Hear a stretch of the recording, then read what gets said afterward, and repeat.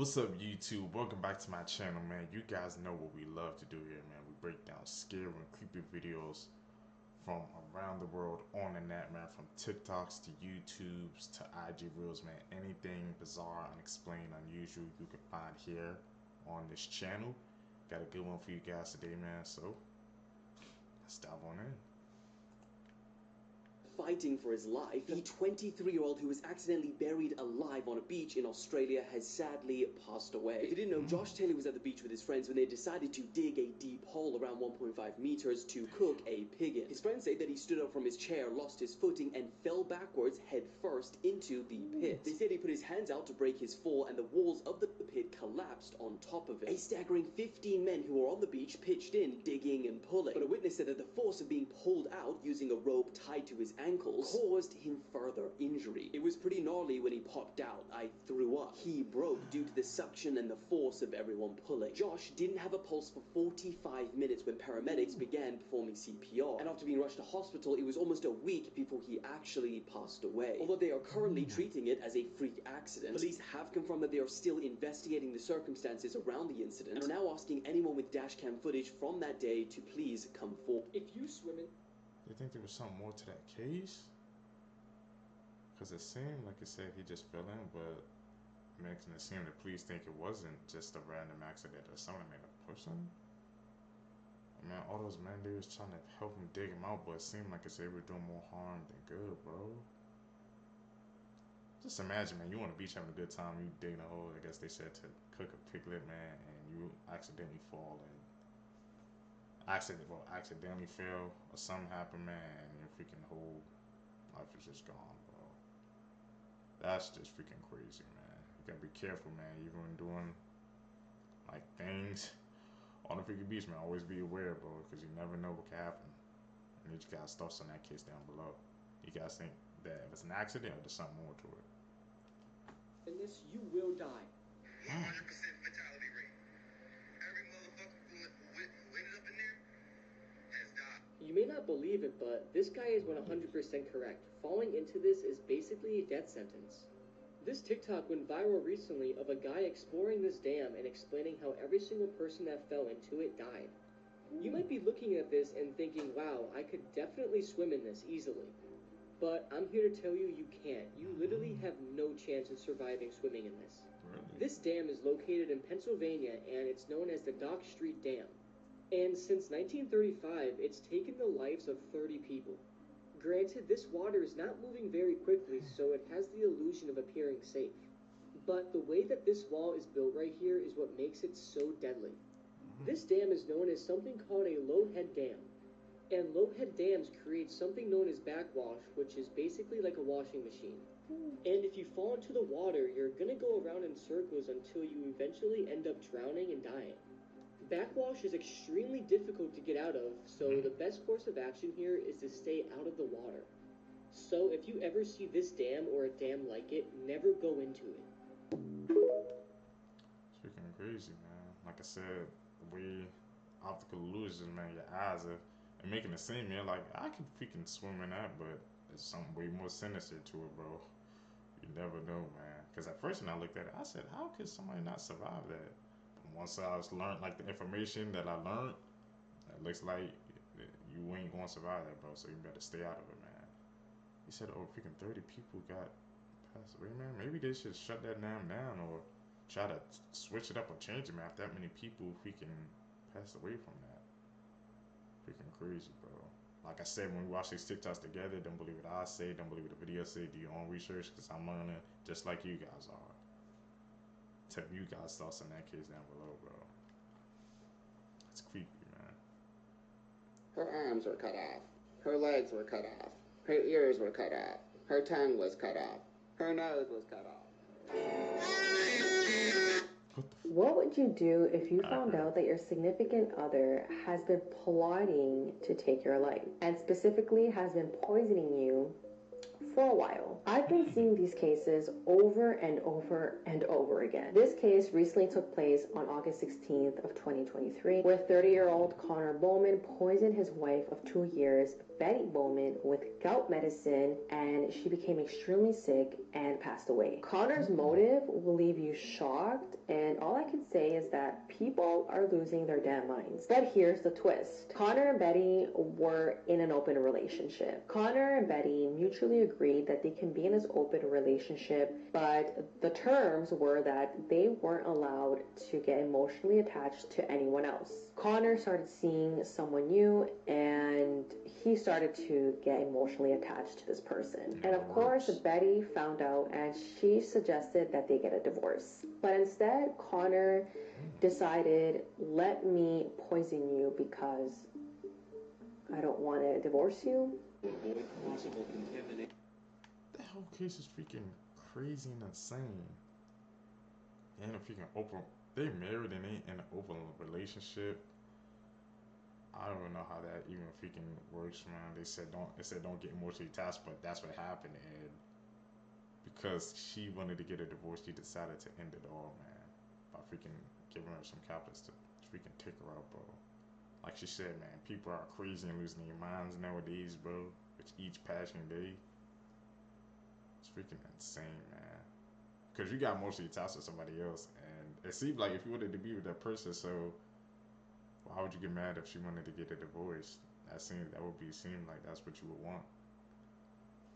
Thinking cases just like I said, cases like that, man, just freaking blow my mind, man. Especially the motives behind them. You guys know what to do. Nation for the air. Please keep shelter in your residence until further notice. If you are a resident of King County, please stand by for further updates. This is why you never hold in your sneezes. A man in his 30s has just torn a hole in his throat after he tried to stop his sneeze by holding his nose and closing his mouth. He reportedly felt a sudden severe neck pain, so he quickly rushed to A&E, where a CT scan revealed that he had a rare but potentially life-threatening tracheal tear. Luckily, the man did not require surgery, only painkillers, and was discharged from hospital a couple of days later. So send this to someone to remind them. That's freaking weird, bro. I sometimes hold my sneezes freaking like all the time, man. I don't think I should be doing that no more, bro. Freaking tore a hole by holding a sneeze? Wow, blowing freaking information, man. On the new stuff every single day, man, when I watch these videos, bro. Man, tell me in the comment section down below, guys, how many of you guys hold your sneezes before, man. Like, obviously, I know everybody has done it, but you wouldn't expect, like, when you hold your sneeze, you're gonna blow a hole in your throat. That has me thinking twice about that. I'm probably never gonna do that again, man. Crazy, bro. This is the Green Man, aka Charlie No Face. He was a real man who's a real urban legend in Pennsylvania. So most of the time with urban legends, there's no real truth to them, but in the case of the Green Man, there is. So Raymond Robinson is Charlie No Face's real name, and when he was 8 years old, he sustained a life-changing injury. He was climbing an electrical pole trying to reach a bird's nest on this bridge pictured above, and he was injured severely by an electrical line. Miraculously, he actually survived this injuries, even though he lost his eyes, his nose, and his right arm. Now, this is a very tragic story, so throughout his entire life, Raymond stayed inside during the day because he felt like if he went out into the public, he would cause a panic. So instead of going out during the day, Raymond would go out for extremely long walks along desolate roads at night. This evolved into the urban legend of Charlie No Face, or Green Man. And locals would actually go out in their cars at night searching for Raymond, trying to get a glimpse of the hermit. Now, Raymond was actually described by his friends and family as being one of the nicest people you could ever come across. He was the absolute opposite of scary. So on these long walks he would take, Raymond would try to avoid people. But occasionally he would stop and have a conversation with them or take a photo with them if they offered him beer or cigarettes. But unfortunately, multiple times while he was walking in the dark along these roads, he was struck by cars. And at the age of 74 years old, in a nursing home, he passed away in 1985. The legend of Raymond, though, has only grown bigger and bigger over the years. And there are lots of reports from locals that they've seen the spirit of Charlie No Face, or the Green Man, aka Raymond, walking around those desolate roads late at night in Pennsylvania. There's even the Green Man's Tunnel in Pittsburgh, where people have seen his spirit multiple times. So, would you take a walk down this tunnel? Gruesome. Freaking crazy backstory. He had a tragedy, man, that happened to him when he was a kid. And for him to live like that, bro, he said he couldn't go out during the day because he didn't want to cause a panic. So he knew, man. He just went out at night because that was the only time he truly had freedom. But to say that here that he was getting like hit by some cars on the road, man, it's crazy, man. If they had the headlights on, how come they couldn't see him? Or they trying to do that on purpose, bro? They said Spirit still freaking walks around Pennsylvania, and they have a tunnel dedicated to him in Pittsburgh, man. I don't mess with those are things like that, man. That's freaking crazy, sad story, bro, to hear how he had to go through that. Like, imagine freaking going through that, man, and you basically confined to your house for the rest of your life, basically. I can't even think about that, man. You guys know what to do. Facts You Didn't Know, Part 50. Christmas Edition. On Christmas Eve 2011, after a heated argument, William Wallace here killed his wife and put her body to bed. The next morning, he took her body into the living room, put sunglasses on it while him and the kids opened gifts, and told the children, "Mommy got drunk and ruined Christmas." Richard Smith wrote the Christmas song Winter Wonderland while being treated for tuberculosis in a Pennsylvania hospital. He was inspired after seeing children playing in the snow from his hospital window. Tragically, tuberculosis took his life and he never got to see his song get to the top of the charts. Mistletoe here is a parasitic plant. It latches onto a tree and then leaches nutrients and water from its host. Dating back to at least the 1600s was a Christmas Eve tradition known as snapdragon. Raisins and almonds would be placed into a bowl of brandy, lit on fire, and then had to be extinguished by your mouth, most commonly played by children. In December 2011, 67-year-old Michelle O'Dowd was found dead in her Florida home. Her body was discovered buried under a pile of Christmas presents. She was beaten and strangled by family friend Patty White, who was said to be having financial troubles. On Christmas Eve 1717, a massive storm hit the coast of the Netherlands, Germany, and Scandinavia. Whole towns and villages were engulfed, dams broke, and this continued throughout the usually cheery holiday. An estimated 13,000 people died from drowning, and others died as a result of debris and disease that followed. Some towns were so badly destroyed that there was nothing left, and they simply ceased to exist. Oh, those freaking scary Christmas TikToks, man. The one that freaking got to me was they said that tradition of them putting raisins and nuts and brandy, and they all had to freaking extinguish the flames. Some weird traditions, man, that go back. Like I said, bro, I gotta do some more research on those, man, those traditions. That sounded freaking crazy, bro. To hear them say the kids was playing that, man, so the damn chill down my spine, bro.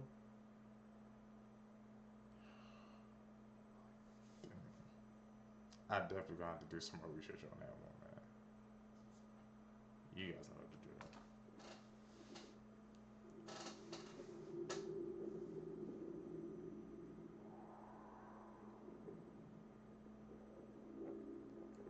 Blew up the lights. Disturbing things you didn't know about Richard Ramirez. He gouged out Maxine Cesara's eyes after brutally murdering her and her husband. Her eyes were never located, and in court he actually laughed as they were describing the crime scene. In childhood, his father would tie him to a cross in a graveyard as a form of punishment. His trial was already bizarre, and the trial was delayed when one of the jurors was fatally shot following a dispute with her boyfriend. When Phyllis Singletary failed to show up to juror deliberations, that's when the court found out that she'd been murdered. Richard Ramirez had nasty teeth. In one of his stolen cars, they found a business card for a dentist office. And when they called, they found out that he'd been in for x-rays and was scheduled to come back. And this is so frustrating. The police officers set up a button that the employees could press to discreetly alert them once Richard walked in. And they did, but for whatever reason, it didn't alert them. So the appointment ended and he walked away. Because of the brutality and lack of remorse, he was sentenced to 19 death sentences. But he died of cancer at San Quentin Prison in 2013, which means he was imprisoned at the same time and place as Scott Peterson. I wonder if they ever talked. If you have a case you'd like me to talk about, let me know in the comments and follow for more. Can you That's imagine a disgusting gardener facts. becoming a billionaire? I couldn't until I recently read about this story, and it's so crazy. So you guys know the luxury brand Hermes, you know what I'm talking about. So there's this 81-year-old man named Nicholas Puesh, and he's the 5th generation descendant of the family that founded Hermes. Mind you, this company is worth $220 billion as of right now. So this elderly man is now at the age where he's thinking about who he's gonna leave all his inheritance to. And keep in mind, he has no kids and he's not married. So he decided that he wants to pass his $12 billion fortune to his gardener slash handyman. And at this point, I questioned my entire life and asked myself, why didn't I pick this career instead? I'm kidding. I actually feel really happy for this person because can you imagine how different his life will be after this? So his inheritance also includes properties in Morocco and Switzerland worth millions of dollars. But apparently he intends to adopt his gardener as like his child so that he can actually receive his inheritance. But I did read that it won't be so easy to adopt an adult as your child. And it's been said that Nicholas previously promised to hand over all his money to a foundation, and he just apparently changed his mind last minute. They weren't too happy about that. I think especially because he decided to give all the money to his gardener. They're probably like, what the hell? But at the end of the day, it is his money, so I feel like he can do whatever he wants with it. What do you guys think about this man's decision to give all his inheritance to his gardener? Or should he have given it to someone else? This little girl was Goes to show you, man. I guess that gardener, he was doing a good job, and he was a good person, and he's about to get a freaking $12 billion, man. Freaking empire, bro. Whew, I can't even if you can imagine that, man. But he did promise to give away to foundation, but I mean it's his money, so I guess he obviously he can change his mind, man. That's freaking insane, though, man. Could you imagine, man? You would just be in gardener doing your job, well, I guess for a billionaire, and he said he wants to give his fortune to you. How would you guys react, bro? I definitely need to hear that in the comment section down below. sold to a man by her own mother. Within 24 hours, she was dead. It was 5:30 on the morning of the 10th of November 2009. Brenda Davis and her partner were sleeping. Suddenly, they woke to a noise. The noise sounded like someone was trying to break into the trailer.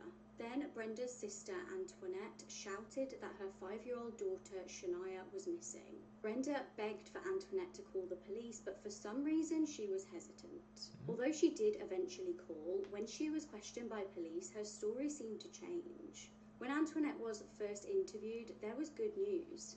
Shania had been captured on CCTV, so they had a lead. The footage captured the little girl at a nearby hotel with a mystery man. At first, Antoinette incorrectly identified this man as her boyfriend. Police quickly arrested him, but they found out that he actually had an alibi. He was obviously not the man in question, and Antoinette eventually confessed to lying. The true story of what happened that night is sickening. The real kidnapper was Mario McNeil. On the night in question, he was drunk at home with his girlfriend.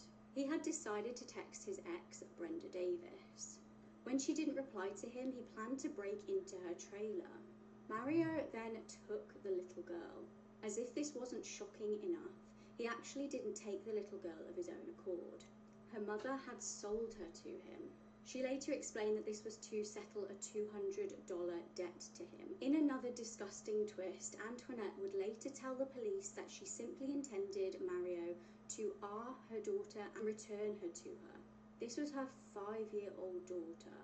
Meanwhile, the local community was hunting for the little girl. Hundreds of volunteers came out to search for her, and her dad Bradley made an emotional plea for her return. On the 13th of November, Mario turned himself in. He was charged with kidnapping. Police then found out that Antoinette had sold her daughter to him and arrested her too. Tragically, on November the 16th, Shania's body was found in the woods. An autopsy showed that she had been SA'd and smothered. Mario, quite honestly, was convicted of more crimes than I can list and was sentenced to death. Shockingly, Antoinette was pregnant when she was arrested. Thankfully, when she gave birth, the child was placed into foster care. She was sentenced to at least 17 years in prison and will have to remain on the S offenders list for at least 30. She remains in prison to this day.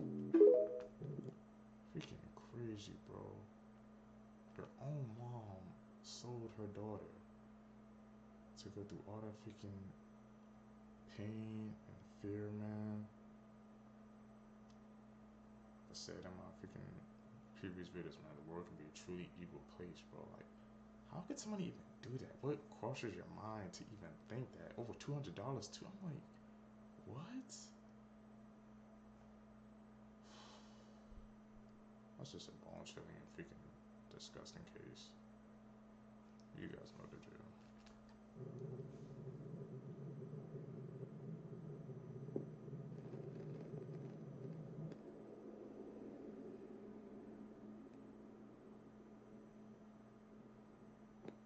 Trigger So warning, starts. this woman is a monster and the story is disgusting. If you are ever curious about what an absolute vile human being looked like, let me introduce you to Shanda Vander Ark. Just yesterday, a Michigan jury found her guilty of first-degree murder and child abuse after she killed her 15-year-old son. Timothy was forced to live in a basement that contained only an Amazon box and a blue tarp. The room had motion detectors and cameras on it at all times. If Timothy moved too much, he faced harsh punishments by his mother. Timothy was tortured beyond belief. He was starved, only being able to eat bread with hot sauce on it. His arms and legs were bound by handcuffs and zip ties, and he was forced to stay in super uncomfortable positions for hours at a time. He was also forced to stay awake all through the night, and if he dozed off or fell asleep, he got, in my opinion, the worst punishment of all. Prosecutors say that the night before Timothy died, his mother was at work and instructed her older son, Timothy's brother, to put him in an ice bath at 2 p.m. When that didn't work to make him come around, she told Paul to heat up a pizza roll and stick it in his face. That caused Timothy to open his eyes because he was starving. And what did Paul do? He took the pizza roll away and threw it out. Paul had to leave to go to work as a dishwasher at Applebee's. When he came home at 11 p.m., Timothy was still in the ice bath. This witch had left her son in an ice bath for 9 hours. And when the prosecutor tried to show her pictures of what her son looked like just hours before his death, this was her ridiculous response. This is hours before he dies, right? Yes, sir. You look like that when you put him in the bathtub?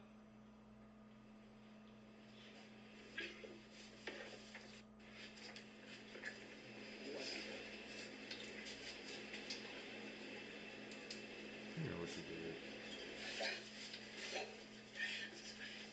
I'm sorry. Thank God the jury found her guilty and she will be sentenced on January 29th. At the end of this... Freaking crazy, man. All that, bro. What did he ever do? What did he do to deserve that type of freaking treatment, man? Why do it be like these kids we seeing be like their own parents be doing the unthinkable, bro? Like they said, she had cameras and motion sensors on them, so even if he made moves, bro, we get even worse punishment, bro. Crazy, man. And then you saw the video for her reaction. She knows she didn't go just go like that. I'm like, it's too late now. Like, why do people have to do this, man? Why? You guys know the drill.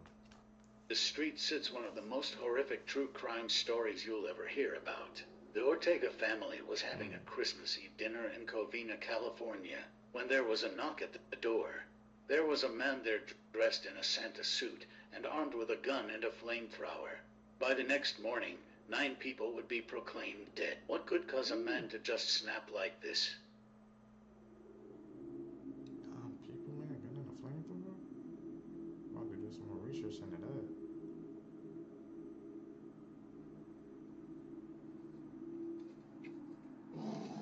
These are the worst deaths imaginable, and this one is truly horrifying. On April 10th, 2018, 16-year-old Kyle Plush was in the parking lot of Seven Hills School and drove there in the family's minivan. And he was just there to practice tennis and nothing more. But he went to the third row of the minivan and reached over to grab his tennis equipment. But as he was reaching down, his knee hit the bottom of the seat and something unexpected and truly horrifying happened. So the seat literally flipped and it turned Kyle upside down. So now the upper half of his body was trapped with the seat pressing up against his chest. And at 3:14 p.m. that afternoon, Kyle was able to call 911. And immediately when the 911 operator answered, Kyle immediately started screaming, "Help, help, I'm stuck in my van." The dispatcher kept trying to figure out where Kyle was located, and he just kept saying 7 Hills, but the dispatcher couldn't pick up what he was saying after 7 Hills. And in the 911 call, you can actually hear Kyle banging against the window and screaming that he desperately needs help. The call went on for 3 minutes, but then got disconnected, and the dispatcher then tried to call Kyle back. But it went straight to voicemail, and at 3:21 p.m. that day, officers were sent to that location Kyle said. They arrived at 3:26 p.m. and searched everything, but couldn't find Kyle. And they then closed out the request and just went about their days, as Kyle was still stuck in this awful position. Then at 3:35 p.m., Kyle calls 911 again, saying the same things like, "I'm stuck in my van, please help, this isn't a joke." He then said, "I don't think I have that much time left. Please tell my mom I love her." And the sad part is, officers were still there when he made this call. But for some reason, this information was not given to the officers. Just to give you a visual, the Star was where Kyle Plush was parked. And I don't know exactly where the officers were searching in this area, but they obviously didn't find him. And 6 hours after his first 911 call, his father went to the school and found him. Kyle was dead, and he died a slow and painful death from asphyxia due to chest compressions. It's just honestly insane that nobody saw him, especially because his feet were visible. The job the dispatcher and the police did was just awful. I don't know how they couldn't find him, and it's actually rage-inducing. The 911 operator was also investigated, but was not fired. This case is absolutely horrifying, and may Kyle Plush rest in peace. That's freaking crazy, man. He was able to call 911 twice, man, and they searched like they wasn't even in the area. And how the freak the operator got freaking investigators? He was able to keep their job, bro. That was just a bad job, man, on the police and the operator, bro. I think they just wasn't very coordinated, man. Cause like I said, when he did the second call, they were still in the area, but they still couldn't even find him, man. What's going on? What's up with that, bro? Definitely gonna do some more research into that, man. That doesn't make sense, or it sounds very weird. Tell me what you guys think. These are the most disturbing cartel execution videos on the internet, part 1. This video is called Ghost Rider, and it's one of the most infamous cartel execution videos, and I really don't recommend looking or searching for it because it's 100% one of the worst. The video was recorded in September 2020, and the victim's name is Ghost Rider, and he was apparently tortured over 3 days. And he was subjected to some of the worst acts of violence you will ever see. The video is about 2 minutes long, and it begins with Ghost Rider already in a horrible state. It appears his face has already been flayed, which means skinned, and what the killers do next is absolutely horrible. They get rubbing alcohol and pour it on his face, and keep in mind, his face has already been skinned, so just imagine the stinging pain. We all put rubbing alcohol on cuts, and we all know how bad it hurts. So just imagine having your face skinned and then somebody pours rubbing alcohol all over it. After this, the killers then set Ghost Rider's face on fire, and his face is then completely covered in flames and is absolutely melting away right before your eyes.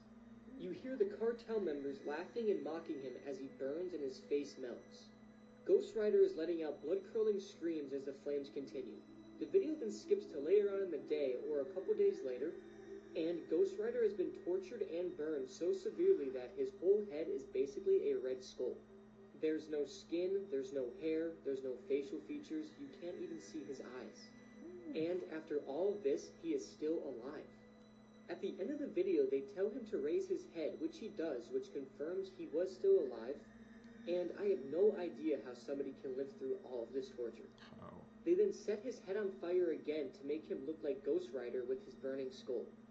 And seeing his exposed red skull burning is a very disturbing sight. Apparently the guy was nicknamed Ghost Rider because he would do the same thing to people that he caught, which was the main reason they killed him in this exact way. This video is just horrible and extremely gruesome, and it's a video you should definitely stay curious on because in my opinion, it's that bad.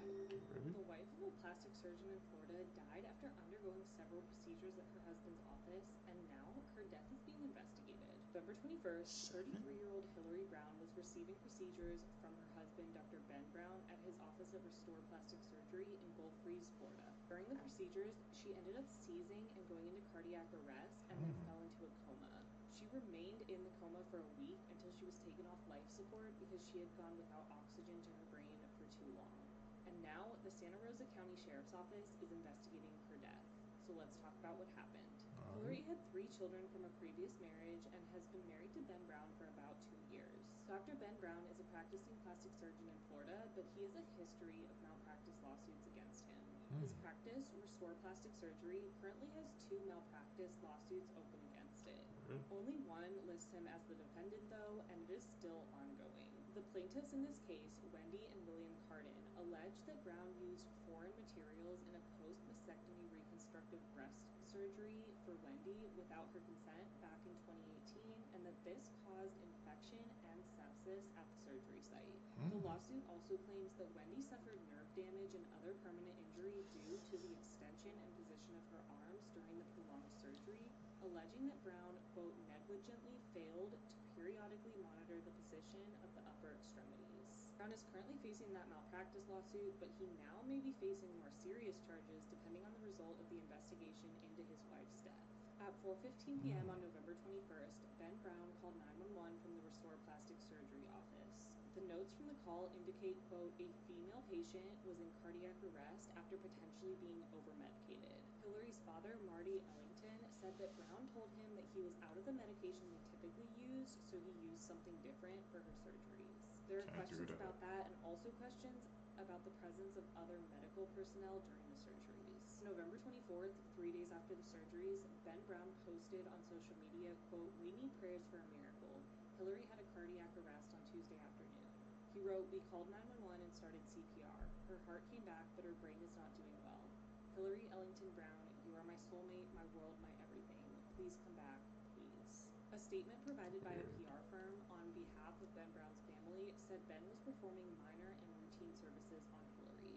It also said that all medical protocols were followed and additional medical staff were present at the time of the procedures. Death is being investigated because according to Santa Rosa County Sheriff's Office spokesperson Jill Durkin, any time a death is unexpected or occurs under unusual circumstances, they investigate. Durkin said the cause and manner of death is pending the receipt of the autopsy protocol from the District 1 Medical Examiner's Office. The autopsy protocol typically takes several months, as it usually is dependent on extensive laboratory and toxicology tests, as well as the information gathered by our major crimes detectives concerning the circumstances of the death. Hillary's parents, Marty and Dixie Ellington, said that she was full of fire and energy since she was a girl, and they just want answers about what happened to their daughter. Marty said, we want answers. We haven't been given answers. If it's a mistake, it was a mistake, but it doesn't bring my daughter back. I don't want his money. I don't want anything. All I want is an answer because I think that we owe that to my daughter. The investigation will likely take a few months, and like Marty said, if it was a mistake, then it was a mistake. But because it was an extremely unexpected death during this medical procedure, it is being investigated. And hopefully the truth about what happens will come out. Rest in peace, Hillary. It's freaking crazy, man. She went undergo that surgery. He said it was a routine minor things, and obviously it ended up in a tragedy, bro. But he already had like some cases against him already. That's not a good sign. Maybe they could say he stole something else. Like I said, they typically run out of the medication they use in the surgery, so use something else. That's already a sign. Maybe they shouldn't have went through with it. The people be risking their lives when they be doing the surgery and stuff, man. Sometimes it's just not worth it, bro. Now you gotta investigate, man. Definitely gonna do some more research into that.